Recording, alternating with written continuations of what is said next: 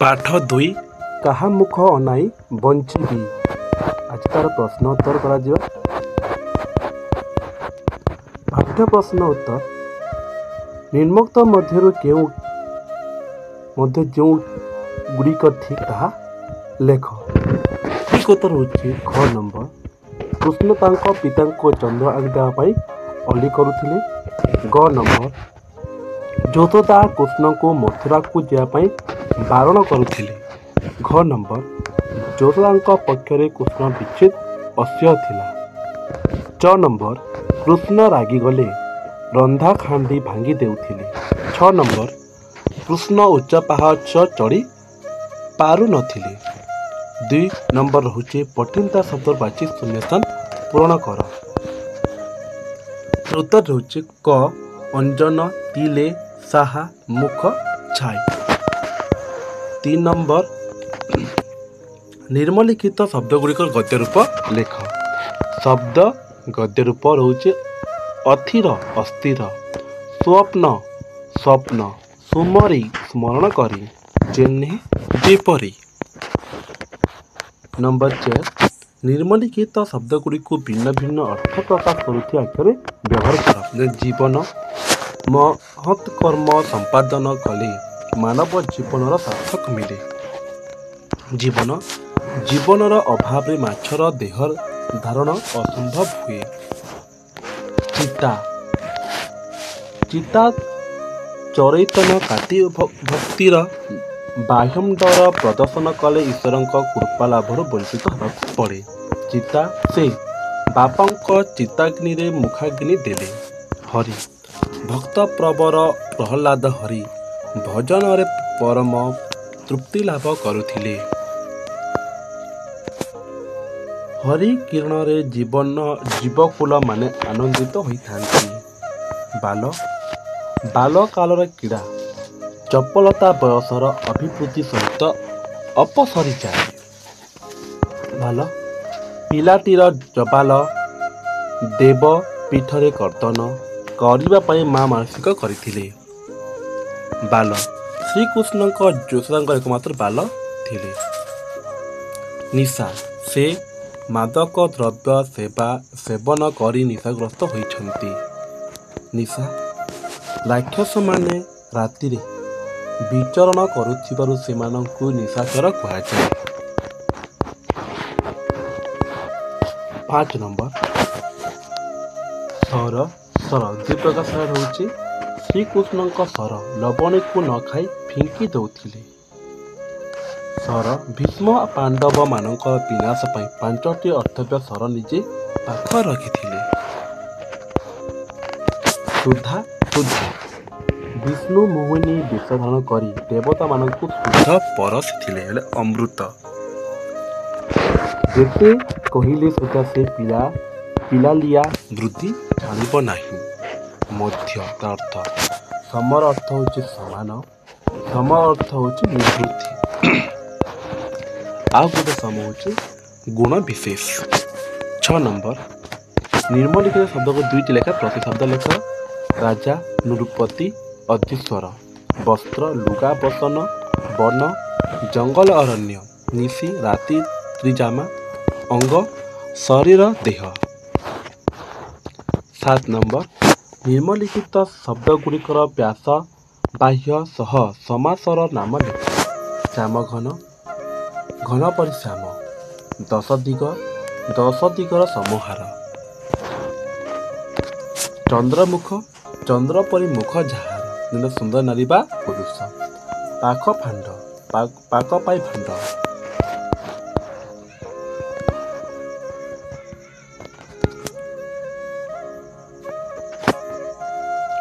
8 number ନିମ୍ନଲିଖିତ ଶବ୍ଦଗୁଡ଼ିକ ବିପରୀତ ଶବ୍ଦ ଲେଖ। ଶୂନ୍ୟ ପୂର୍ଣ୍ଣ, ବାନ୍ଧିବା ଖୋଲିବା, ଅନ୍ଧାର ଆଲୁଅ, ନିଦ୍ରା ଅନିଦ୍ରା, ବିଚ୍ଛେଦ ମିଳନ। କ ସ୍ତମ୍ଭ ଖ ସ୍ତମ୍ଭ, ଶ୍ୟାମ ଘନ, ଚନ୍ଦ୍ରମୁଖ, ଉଚ୍ଛ ପାଚ୍ଛବ, ଚିତ୍ରପନ୍ତି, ଭୟଙ୍କର ମୂର୍ତ୍ତି। ଆସିଲା କ୍ଷୁଦ୍ରମୂଳକ ପ୍ରଶ୍ନ ଉତ୍ତର। ଶ୍ୟାମଘନ ବୋଲି କିଏ କାହାକୁ ସମ୍ବୋଧନ କରିଛନ୍ତି? ଜନନୀ ଯଶୋଦା ଏକମାତ୍ର ଆଦର ପୁତ୍ର ଶ୍ରୀକୃଷ୍ଣଙ୍କୁ ଶ୍ୟାମଘନ ବୋଲି ସମ୍ବୋଧନ କରିଛନ୍ତି। ଜୀବନ ବିନା ଯଶୋର କ'ଣ ହୁଏ? ଜୀବନ ବିନା ଯଶୋର ଦେହ ଧାରଣ ଅସମ୍ଭବ ହୋଇପଡ଼େ। ରାଜାଙ୍କ ବିନା ରାଜ୍ୟର ଅବସ୍ଥା କ'ଣ ହୁଏ? ରାଜାଙ୍କ ଅନୁପସ୍ଥିତିରେ ରାଜ୍ୟ ଲୋକମାନେ ଅରକ୍ଷ ଓ ଅସହାୟ ଭାବରେ ଅରାଜକତାର ଶିକାର ହୋଇଥାନ୍ତି। କୃଷ୍ଣଙ୍କ ଅନୁପସ୍ଥିତିରେ ନିଜର ଜୀବନ କାହା ପରି ହେବ ବୋଲି ଯଶୋଦା ଆଶଙ୍କା କରିଛନ୍ତି। ଏକମାତ୍ର ପୁତ୍ର ଶ୍ରୀକୃଷ୍ଣଙ୍କ ଅନୁପସ୍ଥିତିରେ ଜଳ ଅଭାବରେ ମାଛର ଅସହାୟତା ଓ ରାଜ୍ୟର ଅବସ୍ଥା ଅରକ୍ଷତା ପରି ଜଣାଯାଏ। ସେହିପରି ଜନନୀ ଯଶୋଦାଙ୍କର ଜୀବନ ଦୁର୍ବିସହ ହୋଇଯିବ ବୋଲି ସେ ଶଙ୍କାନ୍ୱିତ ହୋଇପଡ଼ିଛନ୍ତି। ଗୋଟେ ରାଜା ତାର ଗ୍ରାମ କି ପ୍ରଦେଶ ଥିଲା କୃଷ୍ଣ ମା ତାଙ୍କ ବର୍ଣ୍ଣନା କରିଛନ୍ତି। କୃଷ୍ଣ ତାଙ୍କ ପିତାଙ୍କୁ କ'ଣ ମାନନ୍ତି? ବୃଦ୍ଧ କାଳେ ଏକମାତ୍ର ଅଲଲ୍ୟ ସନ୍ତାନ ଶ୍ରୀକୃଷ୍ଣଙ୍କୁ ପିତା ନନ୍ଦରାଜଙ୍କ ପାଖରେ ଅଲି କରି ଆକାଶର ଚନ୍ଦ୍ରମାକୁ ମାଗୁଥିଲେ। ଯଶୋଦାଙ୍କ କୃଷ୍ଣ ଶରୀରରେ କ'ଣ ଲେପନ କରୁଥିଲେ? ଜନନୀ ଯଶୋଦା ତାଙ୍କର ଏକମାତ୍ର ସୁକୁମାର ପୁତ୍ର କସ୍ତୁରୀ କୁସୁମ ଅଗୁର ଓ ଚନ୍ଦନ ମିଶ୍ରିତ ଲେପନ କରୁଥିଲେ। ଯଶୋଦାଙ୍କ କୃଷ୍ଣଙ୍କ ମସ୍ତକକୁ କିପରି ବେଶ କରୁଥିଲେ? ମା ଯଶୋଦା ପୁତ୍ର କୃଷ୍ଣଙ୍କୁ ମସ୍ତକର କେଶଗୁଚ୍ଛକୁ ପୁଷ୍ପ ଦ୍ୱାରା ସୁବେଶିତ କରି ଲଲାଟରେ ଚନ୍ଦନ ବିନ୍ଦୁ ଦେଉଥିଲେ। କୃଷ୍ଣଙ୍କ କାନରେ କ'ଣ ଶୋଭା ପାଏ? କୃଷ୍ଣଙ୍କ କାନରେ ସୁବର୍ଣ୍ଣର କୁଣ୍ଡଳଦ୍ୱୟ ଶୋଭା ପାଏ। କୃଷ୍ଣ ବନକୁ ଗଲେ ଯଶୋଦାଙ୍କ ମନରେ କି ଅନୁଭୂତି ସୃଷ୍ଟି ହୁଏ? ଶ୍ରୀକୃଷ୍ଣ ବନକୁ ଗଲେ ମାତା ଯଶୋଦା ତାଙ୍କର ମୁହୂର୍ତ୍ତକର ବିଚ୍ଛେଦରେ ଅସ୍ଥିର ହୋଇ ପଡ଼ନ୍ତି। ତାଙ୍କର ଶରୀର ଗୃହରେ କର୍ମରତ ଥିଲେ ମଧ୍ୟ ମନ ଓ ପ୍ରାଣ ଶ୍ରୀକୃଷ୍ଣଙ୍କ ପାଖରେ ବନରେ ବିଚରଣ କରୁଥାଏ। କୃଷ୍ଣଙ୍କ ଅନୁପସ୍ଥିତିରେ ଯଶୋଦା କ'ଣ କରିବେ ବୋଲି କହିଛନ୍ତି? Important question. କୃଷ୍ଣଙ୍କ ଅନୁପସ୍ଥିତିରେ ଯଶୋଦା ଗଭୀର ଜଳରେ ପ୍ରାଣ ବିସର୍ଜନ କରିବେ ବୋଲି ତାଙ୍କୁ ଚେତାବନୀ ଦେଇଛନ୍ତି। ଯଶୋଦା କୃଷ୍ଣଙ୍କୁ କ'ଣ କ'ଣ ଖାଇବାକୁ ଦିଅନ୍ତି? କୃଷ୍ଣ ସର, ଲବଣୀ, ଅଧାମ, ଅମୃତ ତୁଲ୍ୟ ପାଚିଲା କଦଳୀ। କୃଷ୍ଣଙ୍କୁ ସୁସ୍ୱାଦୁ ଖାଦ୍ୟ ରୁଚେ ନାହିଁ ବୋଲି କବିତାରେ ଯେଉଁ ପଂକ୍ତିରୁ ଜଣାପଡ଼ୁଛି ତାହା ଲେଖ। ସରଲବଣୀ ଅଧାମ, ପକ୍ୱରମ୍ବା ସୁଧା ବସମ, ମୁଖେ ଦେଲେ ଥୁଥୁ ଖରି ଫିଙ୍ଗୁ, ଯେତେ ରୂପେ ନାଲିଆଏ ପରଶଇ ବଲିଆ, କୋପେ ଉଠି ପାଖ ଭାଣ୍ଡ ଭାଙ୍ଗୁରେ ଜୀବନ ଧନ।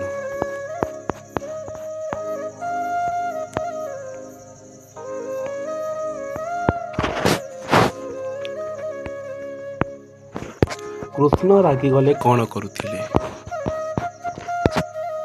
କୃଷ୍ଣ ବଡ଼ ଅବାଧ ଓ ବିଚିତ୍ର ସ୍ୱଭାବର ଥିଲେ। କୌଣସି କାରଣରୁ ସେ ରାଗିଗଲେ କ୍ରୋଧରେ ଅନ୍ନ ରନ୍ଧା ପାତ୍ରକୁ ଭାଙ୍ଗି ନଷ୍ଟ କରିଦେଉଥିଲେ। କୃଷ୍ଣ ଡରିଗଲେ କ'ଣ କରୁଥିଲେ? କୃଷ୍ଣ ଡରିଗଲେ ମାଙ୍କ କୋଳରେ ମାଙ୍କୁ କୁଣ୍ଡାଇ ଧରି ତାଙ୍କ ଲୁଗାର ମୁହଁ ଲୁଚାଇ ଦେଉଥିଲେ। କୃଷ୍ଣ କାହାକୁ ଦେଖି ଭୟ କରୁଥିଲେ? କୃଷ୍ଣ ଅନ୍ଧାର ଘର ଓ କାନ୍ଥରେ ଭୟର ମୂର୍ତ୍ତି ଓ ଚିତ୍ରମାନ ଦେଖି ଭୟରେ ଥରହର ହେଉଥିଲେ। କୃଷ୍ଣ ମଥୁରାରେ କ'ଣ କରି ଅଧିକ ଭୟଭୀତ ହୋଇପଡ଼ିବେ ବୋଲି ଯଶୋଦାଙ୍କ ଆଶଙ୍କା ପ୍ରକାଶ କରିଛନ୍ତି। ଏକମାତ୍ର ପୁତ୍ର ମଥୁରାରେ ହାତୀ ଓ ଘୋଡ଼ାମାନଙ୍କ ଚିତ୍କାର ଶୁଣି ଅଧିକ ଭୟଭୀତ ହୋଇପଡ଼ିବେ ବୋଲି ପ୍ରକାଶ କରିଛନ୍ତି। କୃଷ୍ଣ ଉଚ୍ଚ ପାହାଚ ଉଠି ପାରନ୍ତି ନାହିଁ ବୋଲି ଯଶୋଦା କାହିଁକି କହିଛନ୍ତି? କୃଷ୍ଣ ଅତି ସୁକୁମାର ଓ ଛୋଟ ପିଲା ଥିଲେ ବୋଲି ଯଶୋଦା ତାଙ୍କ ପୁଅର ଉଚ୍ଚ ପାବଚ୍ଛନରେ ଉଠି ପାରିବେ ବୋଲି ଦୁର୍ବଳତାକୁ ସ୍ୱୀକାର କରିଛନ୍ତି। କାନ୍ଥରେ ଭୟଙ୍କର ମୂର୍ତ୍ତିର ଚିତ୍ର ଦେଖି କୃଷ୍ଣ କ'ଣ କରୁଥିଲେ? କାନ୍ଥରେ ଭୟଙ୍କର ମୂର୍ତ୍ତି ଓ ଚିତ୍ରମାନ ଦେଖି ଶ୍ରୀକୃଷ୍ଣ ଭୟଭୀତ ହୋଇ ସେ ଘରୁ ଦ୍ରୁତ ଗତିରେ ପଳାଇ ଯାଉଥିଲେ। କୃଷ୍ଣ କ୍ଳାନ୍ତ ହୋଇ କେଉଁଠି ଶୋଇ ଯାଉଥିଲେ। କୃଷ୍ଣ କ୍ଳାନ୍ତ ହୋଇ ମା ଯଶୋଦାଙ୍କ କୋଳରେ ନିର୍ଭୟ ଶୋଇ ଯାଉଥିଲେ। କୃଷ୍ଣ ଶୋଇଥିଲା ବେଳେ କାହିଁକି ଚମକି ଉଠୁଥିଲେ? ଶ୍ରୀକୃଷ୍ଣ ଶୋଇଥିବା ବେଳେ କୌଣସି ଦୁଃସ୍ୱପ୍ନର ଶିକାର ହୋଇ ଚମକି ପଡ଼ୁଥିଲେ। କୃଷ୍ଣ ଚମକି ପଡ଼ି କ'ଣ କରୁଥିଲେ?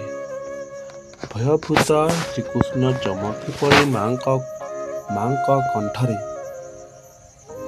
ଛନ୍ଦି ତାଙ୍କ ଲୁଗା କାନି ହାତ ଅଛି ଲୁଗା କାନି ଘୋଡ଼ି ଶୋଇ ଯାଇଥିଲେ।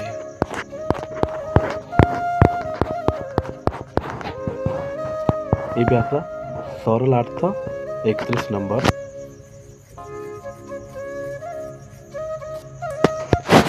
ଜୀବନେ ଭିବୁଲେ ଜେନେ ଯଶ ରାଜା ଦିନେ ଦେଲେ ଗ୍ରାମ ଦେଶ। ଆଲୋଚ୍ୟ କବିତାଙ୍କଟି କବି ଭକ୍ତ ଚରଣ ଦାସଙ୍କ ବିରଚିତ ମଥୁରାମଙ୍ଗଳ କାବ୍ୟରୁ ଆନିତ କାହା ମୁଖ ଅନାଇ ବଞ୍ଚିବି। ଏଠାରେ କବି ଏକମାତ୍ର ପୁତ୍ର ଶ୍ରୀକୃଷ୍ଣଙ୍କର ମଥୁରା ଗମନରେ ବିବତ୍ର ହୋଇପଡ଼ିଥିବା ସ୍ନେହମୟୀ ମାତା ଯଶୋଦାଙ୍କର ମାତୃସୁଲଭ ଜନିତ ଦୁର୍ବଳତା ଉପରେ ଆଲୋକପାତ କରିଛନ୍ତି।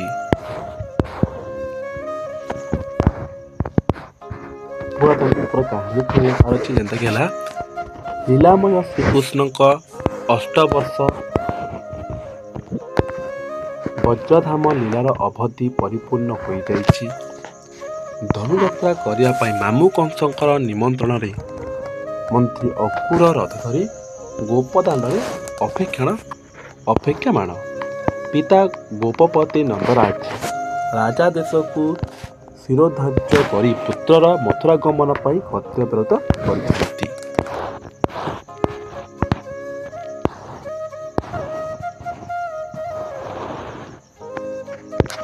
ଏକମାତ୍ର ପୁତ୍ରର ବିଚ୍ଛେଦକୁ ସହ୍ୟ କରିବା ପାଇଁ ସେ ନିଜକୁ ଅତ୍ୟନ୍ତ ଅସହାୟ ମନେ କରିଛନ୍ତି। ମାତୃସୁଲଭ ଜନିତ ବାତ୍ସଲ୍ୟ ମମତା ସେ ଶୋକାକୁଲା ଓ ଭୁଲୁଣ୍ଡିତା ପୁତ୍ର ଶ୍ୟାମଘନର ବାଲ୍ୟଲୀଳା ଓ ବାଲସୁଲଭ ଚପଳତା ଭରା ଗୁଣାବଳୀମାନେ ମନେ ପକାଇ ତାଙ୍କୁ ଦଶଦିଗ ଅନ୍ଧକାରମୟ ବୋଧ ହୋଇଛି। ଏକମାତ୍ର କୃଷ୍ଣ ହିଁ ତାଙ୍କଠାରୁ ଦୂର ହୋଇ ଯାଉଛନ୍ତି। ପାଣି ଅଭାବରେ ମାଛ ଛଟପଟ ହେଲା ପରି ମାତା ଯଶୋଦା ପୁତ୍ର କୃଷ୍ଣଙ୍କ କଥା ଭାବି ପୁଅର ବିଚ୍ଛେଦକୁ ଆଖି ଆଗରେ ଆଣି ଯନ୍ତ୍ରଣା ଜର୍ଜରିତ ହୋଇ ପଡ଼ିଛନ୍ତି। ଆଉ କହିଛନ୍ତି ଯେ ରାଜାଙ୍କ ବିହୁନେ ରାଜ୍ୟ ଓ ପ୍ରଜାଙ୍କର ଅସହାୟତା ପରି ମା ଯଶୋଦା ପୁତ୍ର କୃଷ୍ଣ ବିନା ଅନୁରୂପ ମାନସିକ ସ୍ଥିତି ଉପଲବ୍ଧି କରିଛନ୍ତି। 32 ନମ୍ବର। ଯେତେବେଳେ ବନେ ଯାଉ ସଙ୍ଗରେ ମୋ ପ୍ରାଣ ନେଉ ନିମିଷେ ବିଚ୍ଛେଦ ନ ସହି।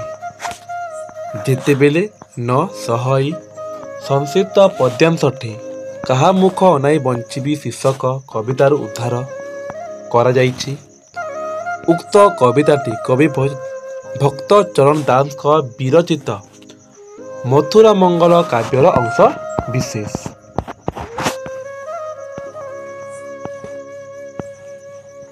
ଏହି ପ୍ରସଙ୍ଗରେ କବି ଲୀଳାମୟ ପୁରୁଷ ଶ୍ରୀକୃଷ୍ଣଙ୍କର ବର୍ଚ୍ଚିଲା ପରିସମାପ୍ତି କରି ମଥୁରା ଗମନ ନୋଦତ୍ୟ ସମୟରେ ମାତା ଯଶୋଦାଙ୍କର ବିଚ୍ଛେଦିତ ଦାରୁଣ ଶୋକାଚ୍ୟୁତ ଉପରେ ଆଲୋକପାତ କରିଛନ୍ତି।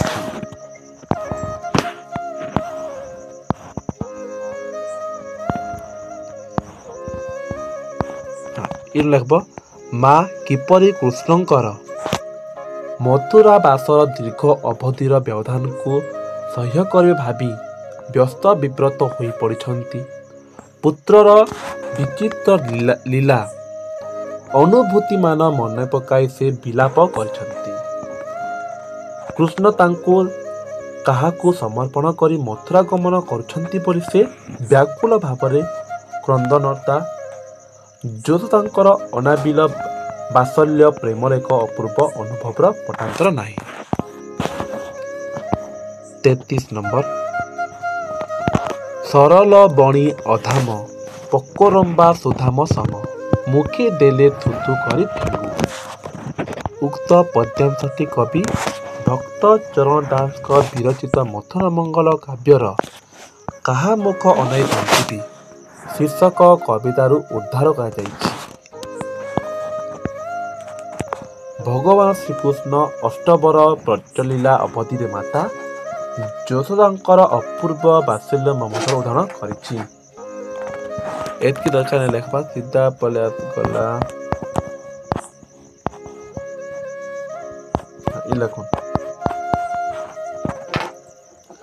ବାଲ୍ୟ ଚପଳତା ନେଇ କୃଷ୍ଣ ଏହିସବୁ ସୁଖାଦ୍ୟ ଅବଜ୍ଞାରେ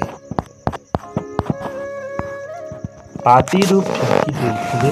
ମା ଆଦର କରି ଖୋସାମତ କରି ପୁନର୍ବାର ପାଟିରେ ପୁରାଇଲେ। ସେ ବିରକ୍ତ ହୋଇ କ୍ରୋଧରେ ରନ୍ଧନ ପାତ୍ରଗୁଡ଼ିକୁ ଭାଙ୍ଗି ଦେଇଥିଲେ। ଏବେ କୃଷ୍ଣ ମଥୁରାକୁ ଚାଲିଯିବେ। ପୁଅର ଏହି ବାଲ୍ୟ ସୁଲଭ ଜଞ୍ଜାଳ ତାଙ୍କ ପାଇଁ ସ୍ୱପ୍ନ ବତ୍ ହେବ।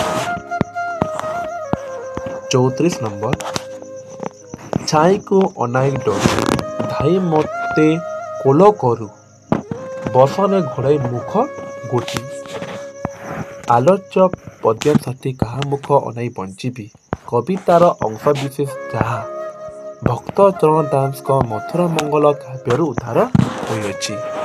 ଏଠାରେ କବି ଜନନୀ ଯଶୋଦାଙ୍କର ମୁଖରେ ପୁତ୍ର ଶ୍ରୀକୃଷ୍ଣଙ୍କର ମଥୁରା ଗମନ ସମୟ ତାଙ୍କ ଡରକୁଳ ସ୍ୱଭାବର ଏକ ଚିତ୍ର ଦେଇଛନ୍ତି।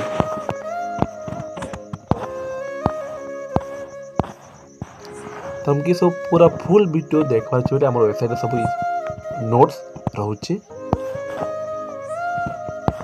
ଖାଲି ଅଧା ଘଣ୍ଟା କହିଛି। କୃଷ୍ଣ ଅନ୍ଧାର ଘରକୁ ଯିବାକୁ ଭୟଭୀତ ହୋଇଥାନ୍ତି। ଛାଇକି ଦେଖିଲେ ଡରିଯାଇ ମାଙ୍କୁ ଯାଇ କୁଣ୍ଢାଇ ପକାନ୍ତି। ଉଚ୍ଚ ପାହାଚରେ ଉଠି ପାରନ୍ତି ନାହିଁ। କାନ୍ଥରେ ଭୟଙ୍କର ଚିତ୍ର ଦେଖିଲେ ସେ ଘରୁ ଦୌଡ଼ି ପଳାଇ ଯାଆନ୍ତି। ଏସବୁ କେତେ ଦୁର୍ବଳତା କେତେ ଡରାକୁଳ ସ୍ୱଭାବର କାହ୍ନୁ ଆଜି ତା ମା କୋଳରୁ ଦୂରେଇ ଯିବେ। 35 ନମ୍ବର। ମା ବୋଲି ଡାକିବୁ କାହାକୁ ସାହା ବାକେ ଆହା ବୋଲି ବାକୁରି। ସଂସ୍କୃତ ପଦ୍ୟାଂଶଟି କାହା ମୁଖ ଅନାଇ ବଞ୍ଚିବି କବିତାର ଅଂଶବିଶେଷ। ଭକ୍ତ କବିତାଟି କବି ଭକ୍ତ ଚରଣ ଦାସଙ୍କ ଦ୍ୱାରା ବିରଚିତ ମଥୁରା ମଙ୍ଗଳ କାବ୍ୟରୁ ଉଦ୍ଧାର ହୋଇଅଛି।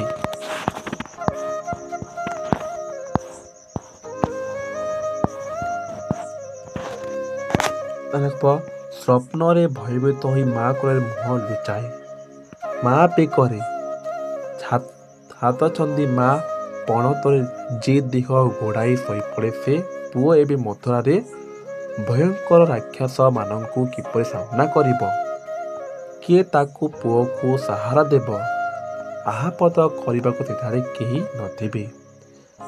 କାହାକୁ ବା ମା ବୋଲି ସମ୍ବୋଧନ କରି ନିର୍ଭୟ ହେବ? ଏସବୁ ଚିନ୍ତାରେ ଯଶୋଦାଙ୍କର ଶୋକ ବଢ଼ି ଯାଇଛି।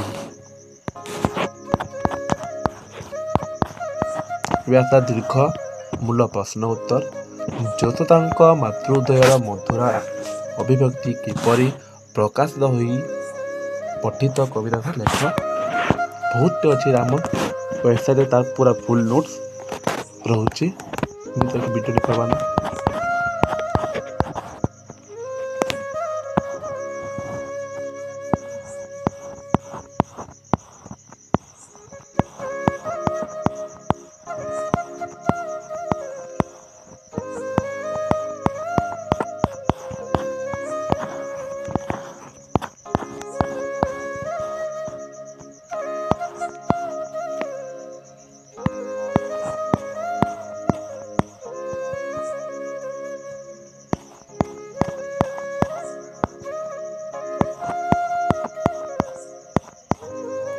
କବିତାଟିର ଆଧାରରେ କୃଷ୍ଣଙ୍କ ବାଲ୍ୟକାଳ ଏକ ଆଲୋକ୍ୟ ପ୍ରଦାନ କର।